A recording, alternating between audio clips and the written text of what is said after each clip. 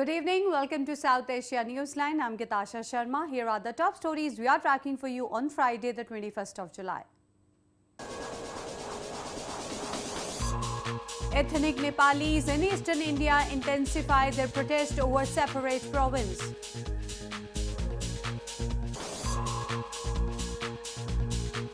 Security forces in Afghanistan repel the Taliban in northern Baghlan province. And now for all the details. The youth of a regional party of ethnic Nepalis in India's eastern hill town of Darjeeling began an indefinite hunger strike to give impetus to their demand of a separate province.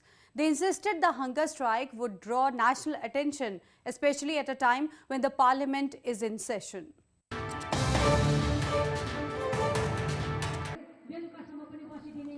The youth wing of the Gorkha Janmukti Morcha or GJM began their indefinite hunger strike in eastern hill town of Darjeeling on Friday as the shutdown for a separate province entered the 37th day. Darjeeling has been witnessing unrest since June 12 when the GJM announced an indefinite strike to protest against the West Bengal Chief Minister's decision to make Bengali language compulsory for all schools in the province. The ethnic Nepali-speaking Gorkhas are demanding for a separate province called Gorkhaland, a long-pending demand of the people of the hills. उद्देश्य और intention यही है कि देश को हम लोगों के ऊपर जिस तरह से हम लोग गोरखालैंड मांग रहे हैं, ये गोरखालैंड तुरंत गठन करना चाहिए. बंगाल से बाहर और इंडिया के अंदर में हम लोगों का अपना राज्य गोरखालैंड बनना चाहिए. बस यही है. Earlier in the week, amid the ongoing unrest in Darjeeling, a police vehicle was set on fire by unknown assailants. The incident happened during the GGM protest rally. The activists on Thursday demanded restoration of internet services, which the district administration had suspended since 18 June to stop agitators from using the social media to spread provocative posts. As soon as Ramnath Kovind, a lower caste Dalit leader of India's ruling Bharatiya Janata Party, was elected the 14th President of India, his ancestral village in northern Kanpur district burst into celebrations.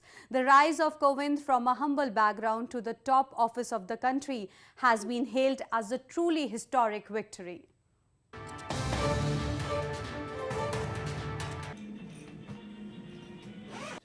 India's election of Ramnath Kovind as its new president on Thursday tightened the ruling coalition's grip on positions of power. But it also marked the remarkable rise of a man originating from one of the country's lowest castes. Son of a farmer, Kovind was born on October 1, 1945 in Parang village of India's northern Kanpur district. He began his early education in his village and later joined a school in Kanpur city. He further studied commerce and law and became a practicing lawyer, first at the Delhi High Court and later as a standing counsel at the Supreme Court. हमें तो इतना अच्छा लग रहा है कि हम अपनी मतलब इस चीज़ में बता नहीं सकते कितना अच्छा हमको लग रहा है आज इस जगह पर पहुंच रहे. पहले तो कभी उम्मीद नहीं की थी कि मतलब इसी जगह पर पहुंचेंगे, लेकिन आज कुछ ईश्वर की ऐसी कृपा है जो इतनी बड़े पद पर पहुंच गए. तो इसके लिए हम अपनी खुशी को मतलब शब्दों में कह नहीं सकते हैं. Kovind has served as the government's lawyer in the Supreme Court as well as governor of Eastern Bihar province. He gained an overwhelming majority to beat Meera Kumar, also a Dalit candidate who was backed by opposition Congress party. Moving on to news from Afghanistan, a fierce battle between Afghan security forces and Taliban militants entered its third day in northern Baghlan province on Thursday. Reports suggest that security forces have repelled new attacks by Taliban offshoots in the region, which have been witnessing major battles over the past few months.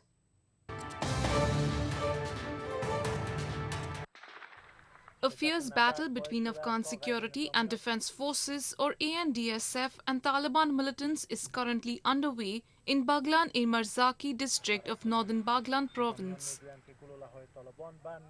On Thursday, the battle entered its third day. The strategically important town has been witnessing major battles over the past few months. Afghan security officials have pledged to clear all areas of the district which had been overruled by the militants.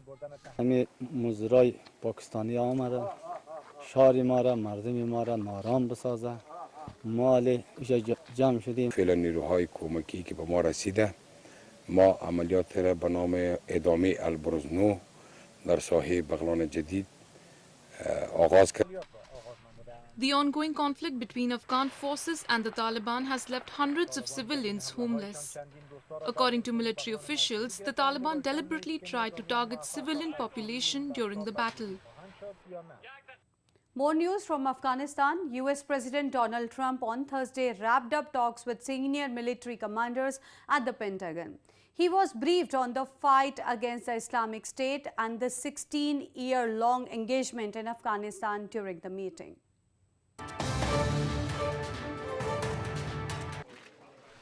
US President Donald Trump held a 2-hour-long meeting with senior US military commanders at the Pentagon on Thursday. Discussions on the fight against Islamic State and the 16-year-long engagement in Afghanistan were held in the meeting.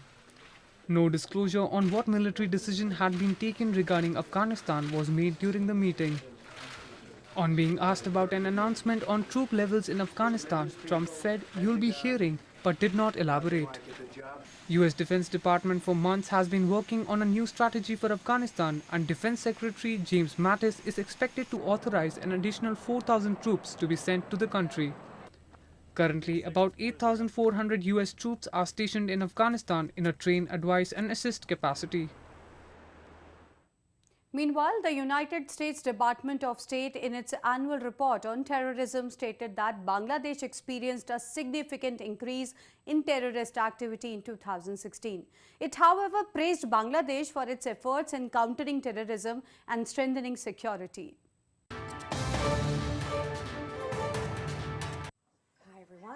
The US Department of State in its annual country reports on terrorism 2016 said while terrorist attacks decreased by 9% globally, Bangladesh experienced a significant increase in such activities last year.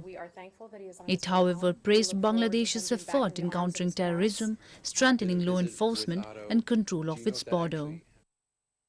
It further stated that terrorist outfits such as Islamic State and Al-Qaeda in the Indian subcontinent or the AQIS use social media to spread their radical ideologies and solicit followers from Bangladesh. The Department of State was working with Bangladesh to assist in developing a screening infrastructure to better secure its borders.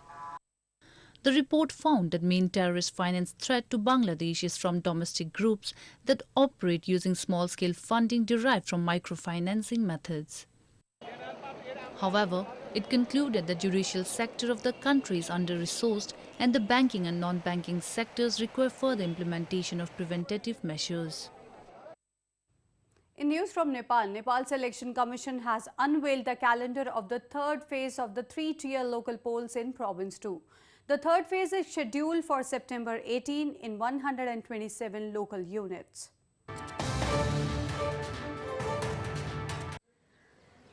Nepal's Election Commission or EC on Thursday made public the election schedule for the third phase of local polls scheduled for September 18 in Province 2. Voting in 127 local units of the province will take place from 7 AM to 5 PM local time. According to the calendar, candidates can file nominations on September 6th and complaints on September 7th. The election body will publish the final list of candidates after examining complaints on September 8th. The EC will publish the final list on September 9th and provide electoral symbols. Parties not represented in parliament will get new symbols. The Election Commission has asked the agitating Rashtriya Janata Party Nepal or RJPN to choose one of the 6 symbols its constituent parties were using before their merger. The first phase of 3-tier polls was held on May 14th and the second on June 28th. Moving on, in a bid to enhance the natural beauty of India's northern Jammu and Kashmir province, the provincial government is planning to increase the green cover on both sides of the national highway. Over 200,000 tree saplings were planted in just one day on Thursday as part of the Green Highway mission.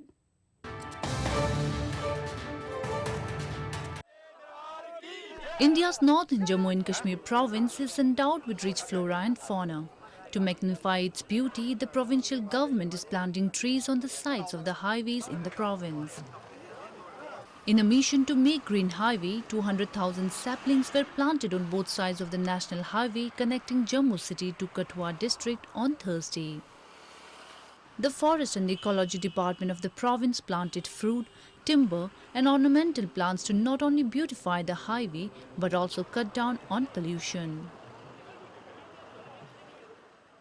कम से कम भी इस province में हम लोग कोई कम से कम 50 लाख से ऊपर पेड़ लगाएंगे, जिसमें हमारे फ्रूट प्लांट हैं पक्षी जानवरों के लिए जो हमारे 30% हैं, और टिम्बर है और ऑर्नामेंटल प्लांट्स हैं, जो प्लांट खूबसूरती के लिए सड़कों के किनारे, जैसे बोगनविला है, जैसे आपकी रात की रानी है. Every year, various provincial governments undertake such drives to reduce the air pollution and restore the balance in the ecology. Up to 60 million saplings were planted across India's central Madhya Pradesh province in a 12-hour-long drive on July 2, whereas northern Uttar Pradesh province pledged to plant 65 million saplings in the entire monsoon season. Well, that's the way it was in South Asia this evening. Before we conclude, the top stories once again.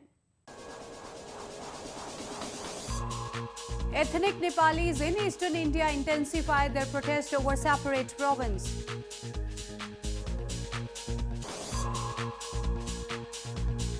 Security forces in Afghanistan repel the Taliban in northern Baghlan province.